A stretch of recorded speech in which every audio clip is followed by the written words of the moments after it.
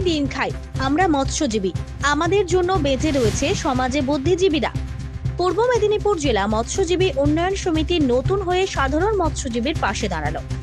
Registration পাওয়ার পর বৃহস্পতিবার কাঁথি নবনির্মিত অফিস ঘরে সাধারণ সভা অনুষ্ঠিত হয়। উপস্থিত ছিলেন পূর্ব মেদিনীপুর জেলা পরিষদ সভাধিপতি তথা পটাশপুর উত্তম বারিক, প্রাক্তন মন্ত্রী তথা হলদিয়া উন্নয়ন পর্ষদের চেয়ারম্যান জ্যোতির্ময় কর সহ অন্যান্যরা।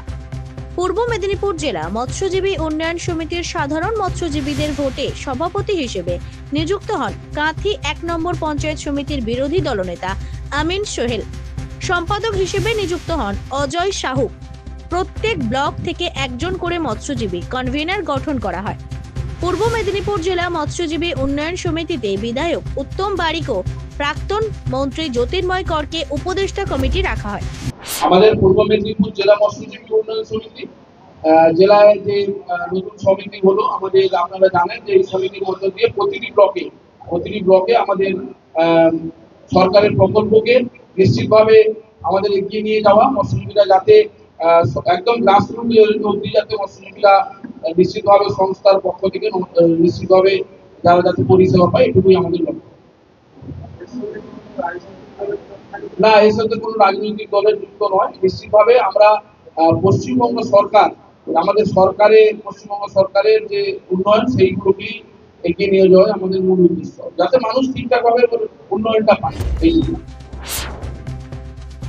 পূর্ব মেদিনীপুর জেলা পরিষদ সভাধিপতি তথা পটাশপুর উত্তম বারিক বলেন, এই কমিটির সামনে ৩ বছর সত্যতা সাথে মৎস্যজীবী উন্নয়নের জন্য কাজ করবে।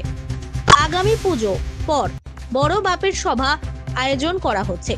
উত্তম বাবু জানান, বেশিরভাবে মৎস্যজীবীদের যে নতুন করে যারা অনেক মৎস্যজীবীরা রয়েছেন, তারা বাজারে ব্যবসা করার জন্য সাইকেল, ট্রে এগুলো ওদেরকে প্রদান করতে হবে, তারা নতুন করে ব্যবসা শুরু করতে পারেন। আমরা বাইরে থেকে ট্রেনার নিয়ে এসে মৎস্যজীবীরা যেভাবে মানে পন্ড কালচার করতে হয়, কিভাবে আমাদের সাদা মাছের চাষ করতে হয় আপনারা জানেন, সেইভাবে বেকারত্ব দূরীকরণ করার জন্য আমরা এখান থেকে সমিতির পক্ষ থেকে ট্রেনিং দিব। এবং কাঁথি ১ নম্বর পঞ্চায়েত সমিতির বিরোধী দলনেতা তথা নবনিযুক্ত পূর্ব মেদিনীপুর জেলা মৎস্যজীবী উন্নয়ন সমিতির চেয়ারম্যান আমিন সোহেল বলেন,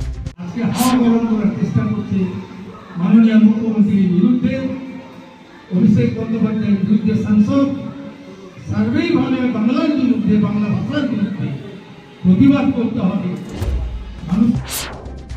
মুখ্যমন্ত্রী মমতা বন্দ্যোপাধ্যায় প্রকল্পে পাচ্ছেন না, দ্রুত প্রকল্পের আওতায় আসেন।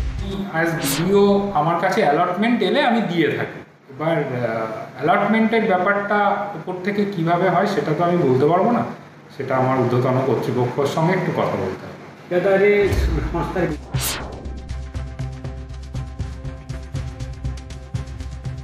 তার জন্য সব রকমের চেষ্টা করব। পূর্ব মেদিনীপুর থেকে মনোজ গিরের রিপোর্ট, জেলার বার্তা।